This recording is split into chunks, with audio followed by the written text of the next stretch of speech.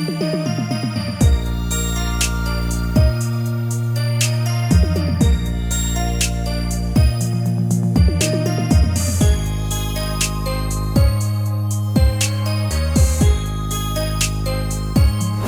ಇದು calcium syrup. Okay. So ನಾವು ಹಾಲು ಕರಿತೀವಲ್ಲ ಹಸುಗಳಿಗೆ, ಅದರಲ್ಲಿ ಹಾಲ್ ಜೊತೆ ಕ್ಯಾಲ್ಸಿಯಂ ಬರುತ್ತೆ. ಸೊ ಅದರಲ್ಲಿ ಹಸುಗೆ ನಾವು ಕೊಡೋ ಫೀಡ್ ಅಲ್ಲಿ ಸಫಿಶಿಯಂಟ್ ಕ್ಯಾಲ್ಸಿಯಂ ಸಿಗಲ್ಲ. ಓಕೆ. ಸೊ ಅದಕ್ಕೆ ಅದರದ್ದು ಕ್ಯಾಲ್ಸಿಯಂ ಲೆವೆಲ್ ಫುಲ್ಫಿಲ್ ಮಾಡೋದಕ್ಕೆ ಇದು ಯೂಸ್ ಮಾಡ್ತೀವಿ ನಾವು. Per day 100 ml per animal. ಈಗ ಈಲ್ಡರ್ಸ್ ಇತ್ತು ಅಂದ್ರೆ ಒಂದು 50 ಲೀಟರ್ಸ್ ಆ ತರ ಇತ್ತು ಅಂದ್ರೆ ಅದಕ್ಕೆ 2 ಟೈಮ್ಸ್ ಕೊಡ್ಬೇಕಾಗುತ್ತೆ, 200 ml ಕೊಡ್ಬೇಕಾಗುತ್ತೆ. ಓಕೆ. ಸೊ ಈಗ ಒಂದು ಐಡಿಯಲ್ ಆಗಿ ಒಂದು 25 ಲೀಟರ್ಸ್ ಪರ್ ಡೇ ಹಾಲು ಕರೀತಾ ಇದೆ ಅಂದ್ರೆ ಅದಕ್ಕೆ per day 100 ml ಕೊಡ್ಬೇಕಾಗುತ್ತೆ. 100 ml. So ಇದರಿಂದ ನಾವು ಕ್ಯಾಲ್ಸಿಯಂ ಸಿರಪ್ ಕೊಡೋದ್ರಿಂದ ಏನಾಗುತ್ತೆ ಅಂದ್ರೆ ಅದಕ್ಕೆ ಯಾವ್ದು ಕ್ಯಾಲ್ಸಿಯಂ ಲಾಸ್ ಏನಿರುತ್ತೆ ಅದು ಫುಲ್ಫಿಲ್ ಆಗ್ತಾ ಇರುತ್ತೆ. ಓಕೆ. ಏನ್ಷಿಯನ್ಸ್ ಟೈಮ್ಸ್ ಅಲ್ಲೆಲ್ಲಾನು ಹಸುಗಳು ಅಂದ್ರೆ ನಮ್ಮ ತಾತನ ಕಾಲದಲ್ಲೆಲ್ಲ ಆಚೆ ಹೋಗಿ ಮೇಯ್ಕೊಂಡ್ ಬರ್ತಾ ಇತ್ತು. ಸೊ ಅದರಲ್ಲಿ ಮ್ಯಾಕ್ರೋ ನ್ಯೂಟ್ರಿಯೆಂಟ್ಸ್ ಅಂದ್ರೆ ಮೈಕ್ರೋ ನ್ಯೂಟ್ರಿಯೆಂಟ್ಸ್ ಎಲ್ಲ ಎರಡು ಸಿಗ್ತಾ ಇತ್ತು. ಸೊ ಈಗ ಏನಾಗಿದೆ ಅಂದ್ರೆ ನಾವು ಸ್ಟಾಲ್ ಫೀಡಿಂಗ್ ಒಂದೇ ಹತ್ರ ಕಟ್ಟಾಕಿ ಸಾಕ್ತಿವಲ್ಲ, ಸೊ ಅದರಿಂದ ಅದಕ್ಕೆ ಕಡಿಮೆ ಸಿಗುತ್ತೆ. ಸೊ ಅದಕ್ಕೆ ನಾವು ಎಕ್ಸ್ಟರ್ನಲ್ ಆಗಿ ಕೊಡ್ಬೇಕಾಗುತ್ತೆ. ಎಕ್ಸ್ಟರ್ನಲ್ ಆಗಿ ಕೊಡ್ಬೇಕು. ಇದಕ್ಕೆ ಬೋಸಗೆ ಏನೇನು ಹಾಕ್ತೀರಾ ಈಗ? ಸರ್ ಇದರಲ್ಲಿ ಬಂದ್ಬಿಟ್ಟು ಬ್ರೆಡ್ ಇದೆ, ವೆಟ್ ಕೇಕ್ ಇದೆ, KMF ಫೀಡ್ ಇದೆ. ಅದ್ರ ಜೊತೆ ಈ ಫ್ಲೋರ್ ಸೇರಿ ಬರುತ್ತೆ, ರಾಗಿ ಫ್ಲೋರ್ ಆಗ್ಬೋದು, ವೀಟ್ ಫ್ಲೋರ್ ಆಗ್ಬೋದು, ಇದೆಲ್ಲ ಮಿಕ್ಸ್ಡ್ ನಮಗೆ ಸೂಪರ್ ಮಾರ್ಕೆಟ್ ಇಂದ ವೇಸ್ಟ್ ಸಿಗುತ್ತೆ. ಸೊ ಅದನ್ನ ಆಡ್ ಮಾಡಿದೀವಿ. ಇದು 3. ಅದು ಬಂದ್ಬಿಟ್ಟು ನಮಗೆ ಬ್ರೆಡ್ ವೇಸ್ಟ್ ಬಂದ್ಬಿಟ್ಟು ಅದು 1 kg ಯೂಸ್ ಮಾಡ್ತೀವಿ. ಇನ್ನು ಈ ಅಂದ್ರೆ ಹಸಿ ಹಿಟ್ಟುಗಳು ಬರುತ್ತಲ್ಲ ಅದು 1 kg ಹಾಕ್ತೀವಿ. ಪ್ಲಸ್ ವೆಟ್ ಕೇಕ್ 1 kg ಹಾಕ್ತೀವಿ. ಅದ್ರ ಜೊತೆ KMF ಫೀಡ್ 1 kg ಹಾಕ್ತೀವಿ. ಸೊ ಅದ್ರ ಜೊತೆ ಒಂದು 10 to 15 ಗ್ರಾಮ್ಸ್ ಸೋಡಾ ಕೊಡ್ತೀವಿ, ಒಂದು 20 ಗ್ರಾಮ್ಸ್ ಸಾಲ್ಟ್ ಕೊಡ್ತೀವಿ. ಸೊ ಅದರಿಂದ ಏನಾಗುತ್ತೆ ಅಂದ್ರೆ ಅದಕ್ಕೆ ಸೋಡಿಯಂ ಇರ್ಬೋದು. ಸೋಡಾ ಕೊಡೋದು ಮೈನ್ ಏನಕ್ಕೆ ಅಂದ್ರೆ ಅದಕ್ಕೆ ಅಸಿಡೋಸಿಸ್ ಆಗುತ್ತೆ. ನಿಮಗೆ ಗ್ಯಾಸ್ಟ್ರಿಕ್ ಯಾವ ತರ ಆಗುತ್ತೆ, ಹಸುಗೆ ಅಸಿಡೋಸಿಸ್ ಆ ತರ ಆಗುತ್ತೆ. ಅದನ್ನ ಅವಾಯ್ಡ್ ಮಾಡಬೇಕು ಅಂತ ಹೇಳ್ಬಿಟ್ಟು ನಾವು ಸೋಡಾ ಕೊಡ್ತೀವಿ. ಓಕೆ. ಒಂದು ಹಸುಗೆ ಎಷ್ಟು ಪ್ರಮಾಣ ಕೊಡ್ತಾರೆ? ಇದು 1 ಟೈಮ್ 2 ಟೈಮ್? ಇದು 1 ಟೈಮ್. ಡೈಲಿ 2 ಟೈಮ್ಸ್ ಕೊಡ್ತೀವಿ. Daily 2 times. Okay. Daily 2 times ಇರುತ್ತೆ. ಪ್ಲಸ್ 3 ಟೈಮ್ಸು ಪೌಡರ್ ಕೊಡ್ತೀವಿ. ಡ್ರೈ ಪೌಡರ್ 1 ಟೈಮ್ ಕೊಡ್ತೀವಿ, ಗ್ರೀನ್ ಪೌಡರ್ 2 ಟೈಮ್ಸ್ ಕೊಡ್ತೀವಿ. ಓಕೆ. ಎಷ್ಟು ಖರ್ಚಾಗ್ಬೋದು ಇದಕ್ಕೆ ಒಂದು ಹಸು ಲೆಕ್ಕದಲ್ಲಿ? ಸರ್ ನಮಗೆ ಅಪ್ರಾಕ್ಸಿಮೇಟ್ ಆಗಿ ಒಂದು ಹಸು ಮೇಂಟೈನ್ ಮಾಡ್ಬೇಕಂದ್ರೆ 300 to 350 ಪರ್ ಡೇ ಬರುತ್ತೆ. ಪರ್ ಡೇ ಒಂದು ಅಡಲ್ಟ್ ಅನಿಮಲ್ಸ್ಗೆ. ಬರೀ ಫುಡ್ಗ ಅಥವಾ ಅಂದ್ರೆ ಇನ್ಕ್ಲೂಡಿಂಗ್ ಎಲ್ಲದಕ್ಕೂ, ಫೀಡಿಂಗ್ ಎಲ್ಲದಕ್ಕೂ ಸೇರಿ. ಈಗ ಅಡಲ್ಟ್ಸ್ಗೆ ಅಷ್ಟು ಬರುತ್ತೆ. ಚಿಕ್ಕದಕ್ಕೆ ಅಂದ್ರೆ ಪ್ಲಸ್ ಆರ್ ಮೈನಸ್ ಒಂದು 50-100 ಆ ಥರ ವೇರಿ ಆಗುತ್ತೆ. ನೀರು ಮಿಕ್ಸ್ ಮಾಡೇ ಕೊಡಬೇಕು? ನೀರು ಮಿಕ್ಸ್ ಮಾಡಿ. ಓಕೆ. ಇದು ಮ್ಯಾನ್ ಪವರ್ ಎಷ್ಟು ಬೇಕಾಗುತ್ತೆ ನಿಮಗೆ ಇಷ್ಟ ಹಸುಗೆ? ಮ್ಯಾನ್ ಪವರ್ ಅಂದ್ರೆ ಈ ತರ ನಾವು ಅಂದ್ರೆ ಕಟ್ಟಿ ಮೇಯಿಸ್ತೀವಿ ಅಂದ್ರೆ 50 ಹಸು ಮೈಂಟೈನ್ ಮಾಡೋದಕ್ಕೆ ಮಿನಿಮಮ್ ಒಂದು 4 ರಿಂದ 5 ಜನ ಬೇಕಾಗುತ್ತೆ. ಓಕೆ. ನಾವು ಅದೇ ಪೆಡಾಕ್ ಸಿಸ್ಟಮ್ ಓಪನ್ ಅಂದ್ರೆ ಪೆಡಾಕ್ ಸಿಸ್ಟಮ್ ಲೂಸ್ ಹೌಸಿಂಗ್ ಸಿಸ್ಟಮ್ ಮಾಡಿದೀವಿ ಅಂದ್ರೆ ನಿಮ್ಗೆ ಇಬ್ಬರಿದ್ರೆ ಸಾಕಾಗುತ್ತೆ. ಓಕೆ. ಅದರಲ್ಲಿ ಮೇಜರ್ ಆಗಿ ಬಂದ್ಬಿಟ್ಟು ನಮ್ಗೆ ಮಿಲ್ಕಿಂಗು ಪ್ಲಸ್ ಫೀಡಿಂಗ್ ಇರುತ್ತೆ. ಅದಕ್ಕೆ ಹಸುಗ್ ಫೀಡ್ ಮಾಡ್ಬೇಕು ಮತ್ತೆ ಹಾಲು ತೆಗಿಬೇಕಾಗಿರುತ್ತೆ. ಕ್ಲೀನಿಂಗ್ ಕಡಿಮೆ ಇರುತ್ತೆ. ಓಕೆ. ನಾವ್ ಹಿಂಗೆ ಕಟ್ಟಾಕಿ ಸಾಕ್ತಿವಿ ಅಂದ್ರೆ ಕ್ಲೀನಿಂಗ್ ಜಾಸ್ತಿ ಇರುತ್ತೆ. ಸೊ ಮ್ಯಾನ್ ಪವರ್ ಜಾಸ್ತಿ ತಗೊಳುತ್ತೆ. ಶೆಡ್ ಈಗ ನಾವೊಂದು ನಮ್ದು ಈಗ 50 ಹಸುಗೆ ನಾವು 40/120 ನಲ್ಲಿ ಶೆಡ್ ಕನ್ಸ್ಟ್ರಕ್ಟ್ ಮಾಡಿದೀವಿ. ಓಕೆ.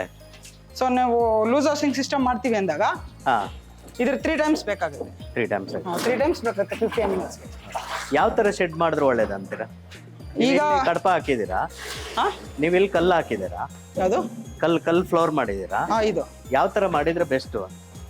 ಕಲ್ಲು ಹಾಕೋದು ಬೆಸ್ಟ್. ಯಾಕೆ ಅಂದ್ರೆ ಕಲ್ಗೆ ಲೈಫ್ ಜಾಸ್ತಿ ಇರುತ್ತೆ ಕಂಪೇರ್ ಟು ಎಲ್ಲದಕ್ಕೂ. ಬಟ್ ಇದರಲ್ಲಿ ಮೇಜರ್ ಏನಂದ್ರೆ ದಿನ ಹೋಗ್ತಾ ಇದು ಅನಿವನ್ ಆಗ್ಬಿಡುತ್ತೆ.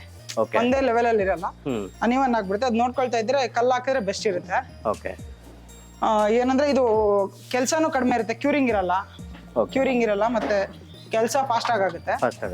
ಸೊ ಕಂಪೇರಿಟಿವ್ಲಿ ಆಗ ಅಷ್ಟು ಕಡಿಮೆ ಇತ್ತು. ನಾವು ಶೆಡ್ ಕನ್ಸ್ಟ್ರಕ್ಟ್ ಮಾಡ್ಬೇಕಾದ್ರೆ ಕಾಂಕ್ರೀಟ್ ಗೆ ಫ್ಲೋರಿಂಗ್ ಗೆ ಕಂಪೇರ್ ಮಾಡಿದ್ರೆ ಕಲ್ಲು ಕಡಿಮೆ ಇತ್ತು.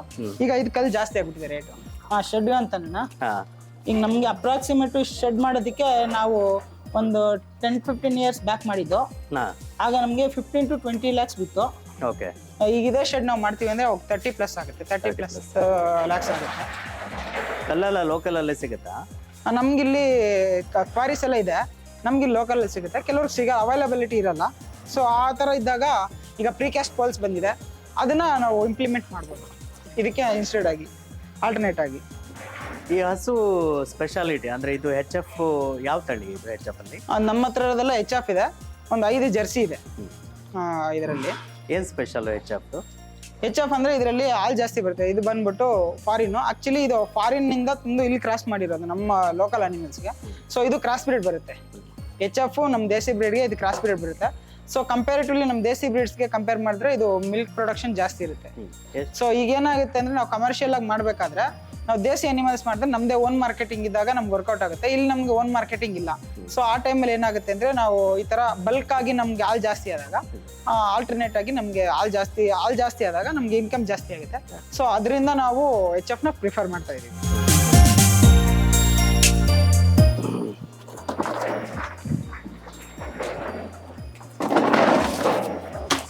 ಇದ್ರದ್ದು ಈಲ್ಡ್ ಕೆಪಾಸಿಟಿ ಯಾವುದು? ಈಲ್ಡ್ ಕೆಪಾಸಿಟಿನಾ? ಈಗ HF ಕ್ರಾಸ್ ಅಲ್ಲಿ ನಮ್ಮ ಹತ್ರನೇ ಪರ್ ಡೇ 40 to 50 ಲೀಟರ್ಸ್ ವರೆಗೂ ಅನಿಮಲ್ಸ್ ಇದಾವೆ.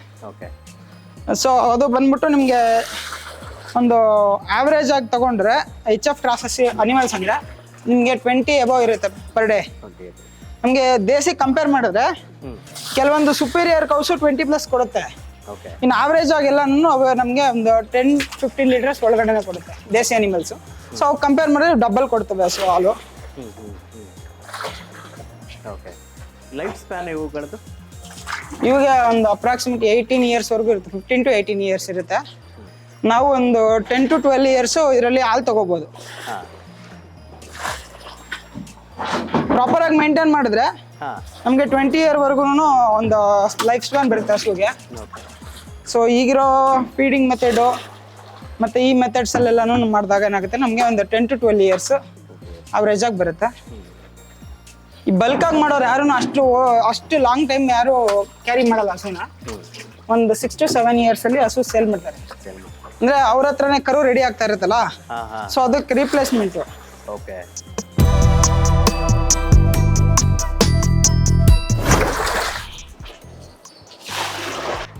ಎಲ್ಲ ಒಂದೇ ಸಲ ನಾವು ರೆಡಿ ಮಾಡಿ ಒಂದಕ್ಕೆ ಎಲ್ಲದು ಸ್ಟೋರ್ ಮಾಡ್ಬಿಟ್ಟು ಒಂದ್ ತಲಿಗೆ 20 ಟಬ್ಗೆ ಹಾಕ್ತಿವಿ.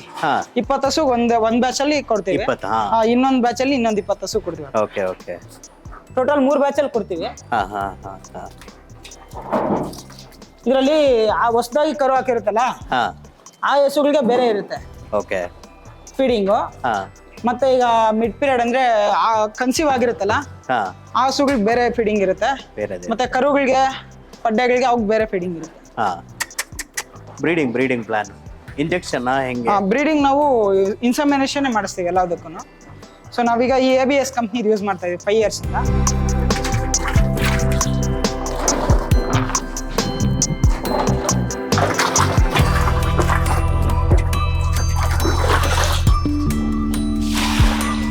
ನಿಮ್ಮ ಹತ್ರ ಲೇಬರ್ ಈಗ ಮೇಂಟೈನಿಂಗ್ಗೆ ಸರ್? ಲೇಬರ್ ಎಷ್ಟಿದ್ದಾರೆ ನಿಮ್ಮ ಹತ್ರ? ಲೇಬರ್ ಇಲ್ಲ ಸರ್, ನಾವು ಫ್ಯಾಮಿಲಿ ಮೆಂಬರ್ಸೇ ಮಾಡ್ತಾ ಇದೀವಿ. ಅದು ಬೆಸ್ಟ್ ಅಂತೀರಾ? ಬೆಸ್ಟ್. ಫ್ಯಾಮಿಲಿ ಮೆಂಬರ್ಸ್ ಮಾಡಿದಾಗ ನಮಗೆ ಲೇಬರ್ ಕಾಸ್ಟ್ ಸೇವ್ ಆಗುತ್ತೆ, ಪ್ಲಸ್ ನಮಗೆ ರೆಸ್ಪಾನ್ಸಿಬಿಲಿಟೀಸ್ ಜಾಸ್ತಿ ಇರುತ್ತೆ. ನಮ್ಮ ಬಿಸ್ನೆಸ್ ಅಲ್ವಾ, ಹೌದು, ನಾವು ಅದ್ರ ಮೇಲೆ ಕೇರ್ ಜಾಸ್ತಿ ತಗೊಳ್ತೀವಿ. ಲೇಬರ್ಸ್ ಇಟ್ಟು ಮಾಡ್ಬೋದು, ನಾವು ಸೂಪರ್ವೈಸರ್ ಮಾಡ್ಕೊಂಡು ಮಾಡ್ಬೋದು.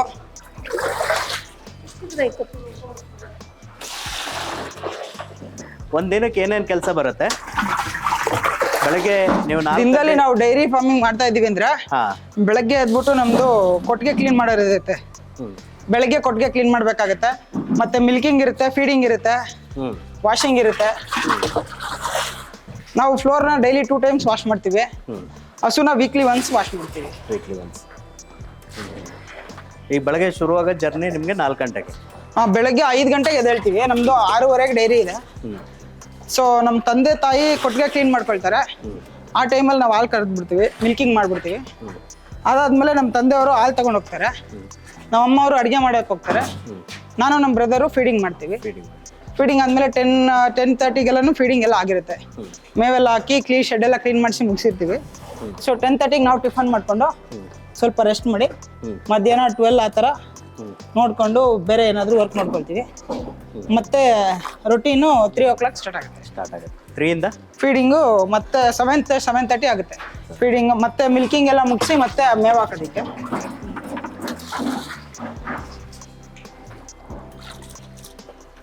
ನೀರಿಗೆಲ್ಲ ಅನುಕೂಲ ಇದೆಯಾ? ನೀರಿಗೆ ನಮ್ಮದೇ ಓನ್ ಬೋರ್ವೆಲ್ ಇದೆ. ಹಾಂ. ನೀರಿಗೆ ಯಾವುದೂ ತೊಂದರೆ ಬಂದಿಲ್ಲ. ಒಂದಿನಕ್ಕೆ ಇಷ್ಟು ಹಸುಗೆ ಎಷ್ಟು ನೀರು ಕೆಪಾಸಿಟಿ ಬೇಕಾಗುತ್ತೆ? ನಮಗೆ ಕ್ಲೀನಿಂಗ್ ಸೇರಿ 50 ಹಸು ಇದೆ. ಫೀಡಿಂಗ್ ಎಷ್ಟಾಗುತ್ತೆ ಕ್ಲೀನಿಂಗ್? ನಮಗೆ ಫೀಡಿಂಗ್ಗೆ ಒಂದು 5000 ಲೀಟರ್ಸ್ವರೆಗೂ ಬೇಕಾಗುತ್ತೆ. ಫೀಡಿಂಗ್ ಮತ್ತು ಕ್ಲೀನಿಂಗ್ ಎಲ್ಲ ನಮಗೆ ಪರ್ ಡೇ ಒಂದು 10,000 ಲೀಟರ್ಸು ಫಾರ್ಮ್ ಯೂಸ್ಗೆ ಬೇಕಾಗುತ್ತೆ. ನೀರಿಗೆ ಅನಾನುಕೂಲ ಇರೋರು ಈಗ ರೈನ್ ಶಾಡೋ ಏರಿಯಾಗಳು ಇರ್ತಾವಲ್ಲ, ಸೊ ಅದೇ ಅವರು ಬೋರ್ ಏನು ಟ್ಯಾಂಕರಲ್ಲಿ ಆ ಥರ ನೋಡ್ಕೋಬೇಕಾಗುತ್ತೆ. ಅದೇ ನಿಮಗೆ ನೀರಿಗೆ ಅನಾನುಕೂಲ ಇದೆ, ಶೆಡ್ ಡೈಲಿ ಕ್ಲೀನ್ ಮಾಡೋದಕ್ಕಾಗಲ್ಲ ಅಂದಾಗ ಲೂಸ್ ಹೌಸಿಂಗ್ ಸಿಸ್ಟಮ್ ಮಾಡ್ಕೊಂಡಾಗ ನಿಮಗೆ ತಿಂಗ್ಳಿಗೊಂದ್ಸಲಿ ಆ ಥರ ವಾಶ್ ಮಾಡ್ಕೊಳ್ಳೋದು, ತಿಂಗ್ಳಿಗೊಂಥರ ಆ ಥರ ಇರುತ್ತೆ. ಸೊ ಅಲ್ಲಿ ನೀವು ಸೇರ್ ಮಾಡ್ಬೋದು. ಫೀಡಿಂಗಲ್ಲಿ ನಾವು ನೀರು ಕಡಿಮೆ ಮಾಡೋದಕ್ಕಾಗಲ್ಲ. ಅದೇ ನಾವು ಕ್ಲೀನಿಂಗಲ್ಲಿ ಬೇರೆ ಅದರಲ್ಲಿ ನಾವು ಅದನ್ನು ಯುಟಿಲೈಸ್ ಮಾಡ್ಬೋದು, ಕಡಿಮೆ ಮಾಡ್ಬೋದು, ಆಲ್ಟರ್ ಮಾಡ್ಬೋದು. ಮ್ಯಾಟು ಇಂಪಾರ್ಟೆಂಟಾ? ಮ್ಯಾಟ್ ಇಲ್ಲದೇ ಇದ್ರೂ ಆಗುತ್ತಾ? ಮ್ಯಾಟ್ ಬೇಕು ಸರ್. ನಾವೀಗ ಲೂಸ್ ಹೌಸಿಂಗ್ ಸಿಸ್ಟಮಲ್ಲಿ ಹಸು ಸಾಕ್ತಾ ಇದ್ದೀವಿ ಅಂದರೆ ಮ್ಯಾಟ್ ಏನು ರಿಕ್ವೈರ್ಮೆಂಟ್ ಇರೋದಿಲ್ಲ. ನಾವು ಒಂದೇ ಹತ್ರ ಕಟ್ಟಿರ್ತೀವಿ ಅಂದರೆ ಫ್ಲೋರಿಂಗ್ ಯಾವುದೇ ಫ್ಲೋರಿಂಗ್ ಆಗ್ಬೋದು, ಅದು ಒಂದಷ್ಟು ದಿನವರೆಗೂ ರಫ್ ಇರುತ್ತೆ, ಅದು ಯಾವಾಗಲೂ ಹಾರ್ಡೇ ಇರುತ್ತೆ. ಹಸು ಯಾವಾಗಲೂ ಅಲ್ಲೇ ಮಲಗಿ ಹೇಳ್ಬೇಕಾದ್ರೆ ಅದಕ್ಕೆ ಮಸಲ್ಸ್ಗೆಲ್ಲ ಪೇಯ್ನ್ ಆಗುತ್ತೆ. ಇನ್ ಕೇಸ್ ಸ್ಲಿಪ್ ಆಗಿ ಬಿದ್ದರೆ ಹಾರ್ಡ್ ಇರೋದ್ರಿಂದ ಫ್ರಾಕ್ಚರ್ಸ್ ಆಗೋದು, ಗಾಯ ಆಗೋದು, ಆ ಥರ ಪ್ರಾಬ್ಲಮ್ ಆಗುತ್ತೆ. ರಬ್ಬರ್ ಮ್ಯಾಟ್ ಕೊಡೋದ್ರಿಂದ ಬೆಡ್ಡಿಂಗ್ ಥರ ಇರುತ್ತೆ. ನಾವು ಇದಕ್ಕೆ ಆಲ್ಟರ್ನೇಟ್ ಆಗಿ ಬೆಡ್ಡಿಂಗ್ ಬೇರೆ ಏನಾದರೂ ನಮಗೆ ಅಗ್ರಿಕಲ್ಚರ್ ವೇಸ್ಟ್ಗೆ ಸಿಕ್ಕಿದ್ರೆ ಅದನ್ನು ಬೆಡ್ಡಿಂಗ್ ಆಗಿ ಯೂಸ್ ಮಾಡ್ಬೋದು. ಬಟ್ ಅದಕ್ಕೆ ಕಂಪೇರ್ ಮಾಡಿದ್ರೆ ಸಿಂಗಲ್ ಟೈಮ್ ಇನ್ವೆಸ್ಟ್ಮೆಂಟು. ನಿಮ್ಗೆ ಅಪ್ರಾಕ್ಸಿಮೇಟ್ಲಿ ನೀವು ಡೈಲಿ ಒಂದು 24 hours ಅಲ್ಲೇ ಕಟ್ತೀರಿ ಅಂದ್ರೂ ಅಪ್ರಾಕ್ಸಿಮೇಟ್ಲಿ 2 to 3 years ಬರುತ್ತೆ ವಾರಂಟಿ. ಸೊ ಇದನ್ನು ಯೂಸ್ ಮಾಡ್ಬೋದು ಬೆಡ್ಡಿಂಗ್ ಬದಲು. ಮ್ಯಾಟ್ ಕಾಸ್ಟ್ ಎಷ್ಟಿರುತ್ತೆ ಸರ್? ಈಗ ಇದು ಬಂದ್ಬಿಟ್ಟು ನಾವು ಪ್ರೈವೇಟಲ್ಲಿ ತೊಗೊಳ್ತೀವಿ ಅಂದರೆ 2800 ಇದೆ. KMF ಅಲ್ಲಿ ಸಬ್ಸಿಡಿ ಹೋಗಿ 1400, 1500 ಕೊಡ್ತಾ ಇದ್ದಾರೆ. ಸಬ್ಸಿಡಿ ಸಿಗುತ್ತಾ? ಓಕೆ. ಬಟ್ ಅದು ನಮಗೆ ಅವೈಲಬಲ್ ಇರೋಲ್ಲ. 365 days ನಮ್ಗೆ ಅವೈಲಬಲ್ ಇರೋಲ್ಲ. ಅದು ಸ್ಕೀಮ್ ಬರುತ್ತೆ, ಸ್ಕೀಮ್ ಬಂದಾಗ ನಾವು ತೊಗೋಬೇಕಾಗುತ್ತೆ.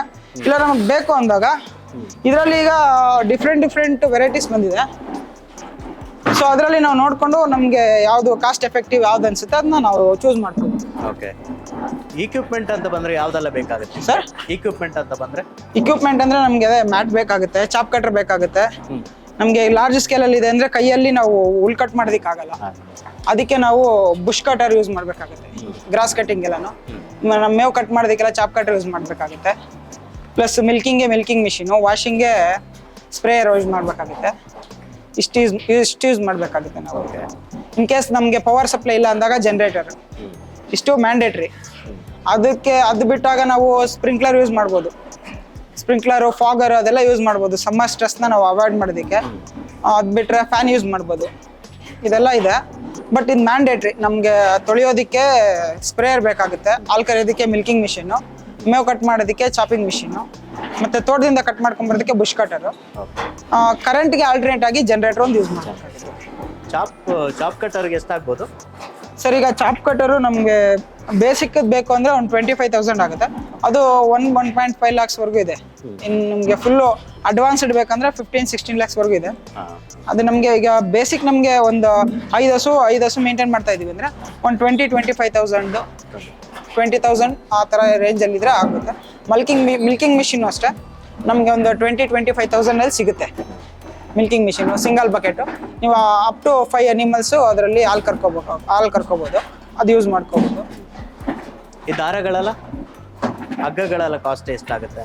ಹಗ್ಗ ಎಲ್ಲ ಸರ್ ಇದು ಬಂದ್ಬಿಟ್ಟು ನೋಸ್ ರೋಪ್, ಇದು ಬಂದ್ಬಿಟ್ಟು ಒಂದು 150 rupees ಇಲ್ಲ 150 rupees ಒಳಗಡೆ. ನಾವು ಬಲ್ಕಾಗಿ ತೊಗೊಳೋದಕ್ಕೆ ನಮಗೆ ಒಂದು ಮಾರ್ಜಿನಲ್ಲಿ ಸಿಗುತ್ತೆ. ಹಗ್ಗ ಇದೆಲ್ಲ ಕಡಿಮೆನೇ ಸರ್, ಕಡಿಮೆ ಆಗುತ್ತಾ? ಇದು kg ಲೆಕ್ಕದಲ್ಲಿ ಕೊಡ್ತಾರೆ. ನಾವು ಸೈಡ್ ಕಟ್ಟಿದೀವಲ್ಲ, ಈ ರೋಪು kg ಲೆಕ್ಕದಲ್ಲಿ ಕೊಡ್ತಾರೆ.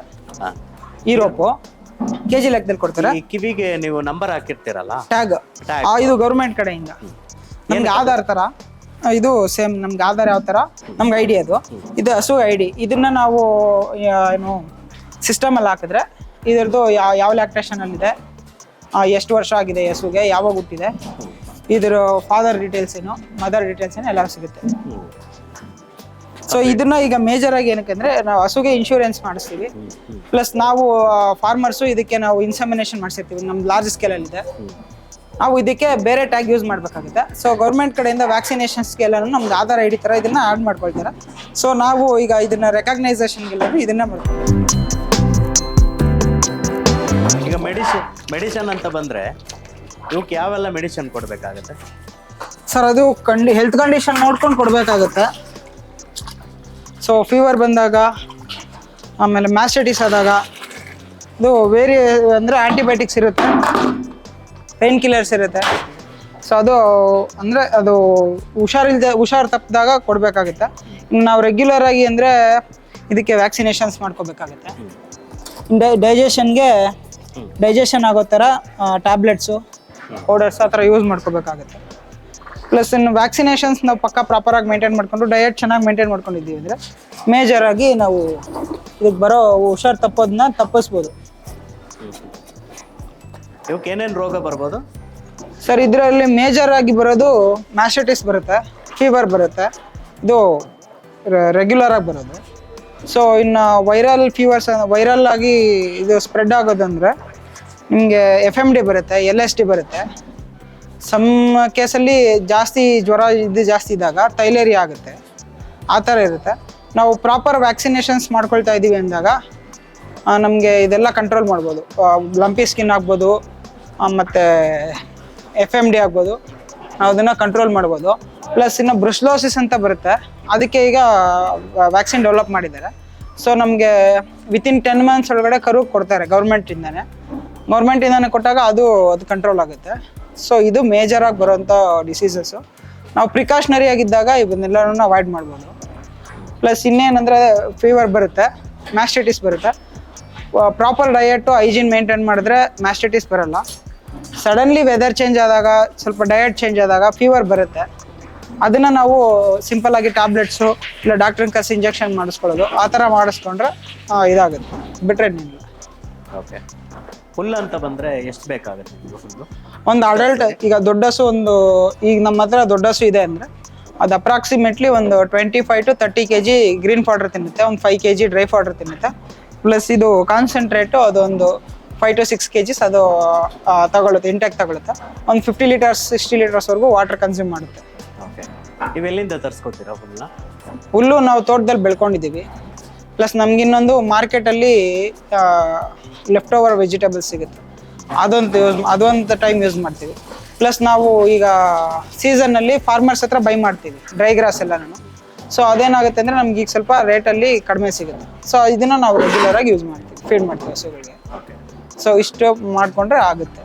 ಒಂದು ಲೋಡಿಗೆ ಎಷ್ಟಿರುತ್ತೆ ಯಾವುದು ಇದು ಫುಲ್ಲು?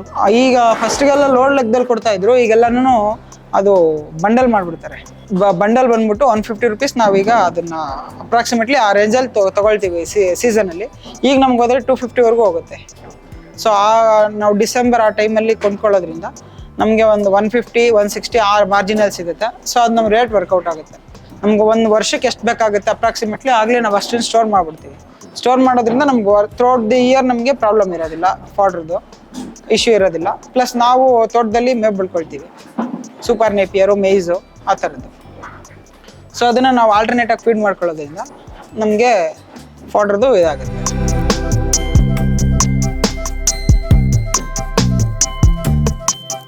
ಈಗ ಗೊಬ್ಬರ ಅಂತ ಬಂದಾಗ ಎಷ್ಟು ಗೊಬ್ಬರ ಈಗ ನಾವು ಪ್ರೆಸೆಂಟು 5000 ಪರ್ ಟ್ರ್ಯಾಕ್ಟರ್ ಲೋಡು ನಾವು ಸೇಲ್ ಮಾಡ್ತಾ ಇದ್ದೀವಿ.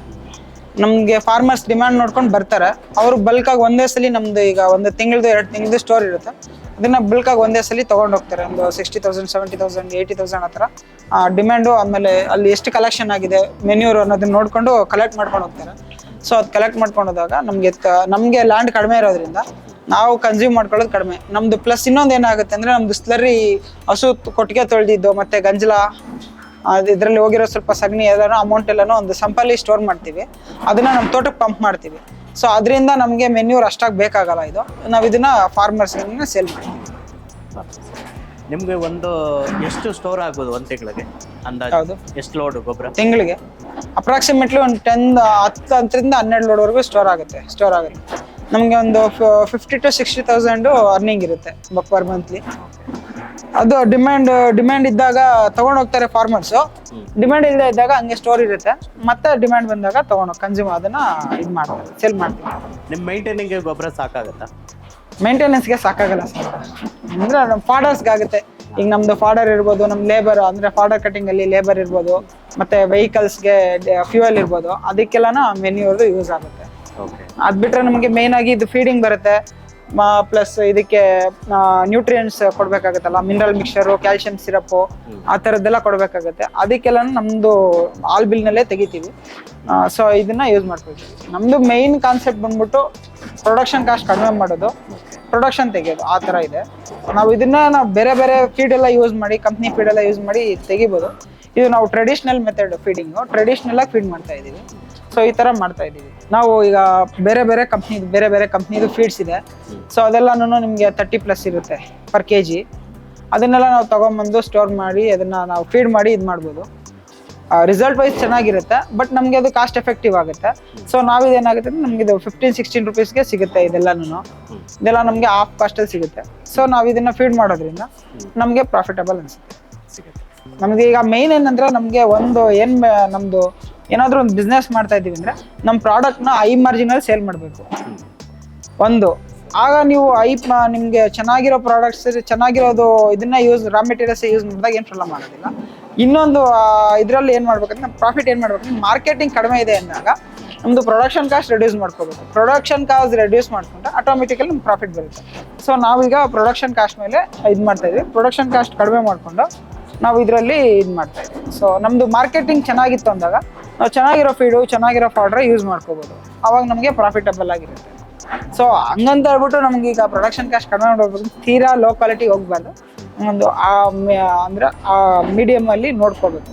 ಸೊ ಅದ್ರದ್ದು ಹೆಲ್ತ್ ಬಗ್ಗೆ ನಾವು ನೋಡ್ಕೋಬೇಕು. ಅದು ಹೆಲ್ತ್ ಚೆನ್ನಾಗಿತ್ತು ಅಂದ್ರೆ ನಮ್ಮ ಜೊತೆ ಜಾಸ್ತಿ ದಿನ ಜರ್ನಿ ಮಾಡುತ್ತೆ. ಅದು ಹೆಲ್ತ್ ಚೆನ್ನಾಗಿಲ್ಲ ಅಂದಾಗ ಅರ್ಲಿಯಲ್ಲೇ ಹೋಗ್ಬಿಡುತ್ತೆ. ಸೊ ನಮ್ಗೆ ಅದು ಲಾಸ್ ಆಗುತ್ತೆ. ಅನಿಮಲ್ಲು ಏನಾದರೂ ಹೆಚ್ಚು ಕಡಿಮೆ ಆಯ್ತು ಅಂದರೆ ಅನಿಮಲಲ್ಲೂ ಲಾಸ್ ಬರುತ್ತೆ. ಸೊ ಅನಿಮಲ್ಲು ನಮ್ಗೆ ಚೆನ್ನಾಗಿರ್ಬೇಕು, ನಮಗೆ ಪ್ರೊಡಕ್ಷನ್ ವೈಸ್ ಇರಬೇಕು, ಪ್ಲಸ್ ನಮಗೆ ಲೋ ಕಾಸ್ಟಲ್ಲಿ ಮೇಂಟೆನೆನ್ಸ್ ಕಾಸ್ಟು ಕಡಿಮೆ ಮಾಡಬೇಕು. ಇಷ್ಟರಲ್ಲಿ ನಾವು ಇದು 3 ಬಗ್ಗೆ ನಾವು ಇದು ಮಾಡ್ಕೊಂಡಾಗ ನಮ್ಮದು ಬಿಸ್ನೆಸ್ನ ಸ್ಮೂತಾಗಿ ರನ್ ಮಾಡ್ಬೋದು.